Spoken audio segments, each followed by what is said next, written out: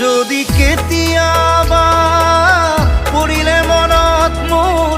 আবেলি নদীৰ পাৰত আকাশৰ তৰাৰ মাজত আৰু বিচাৰি পাবা তোমাৰ বুকুৰ মাজত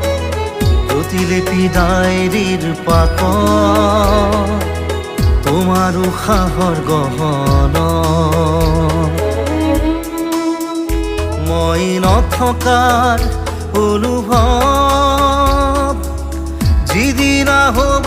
তোমাৰ সিদিনা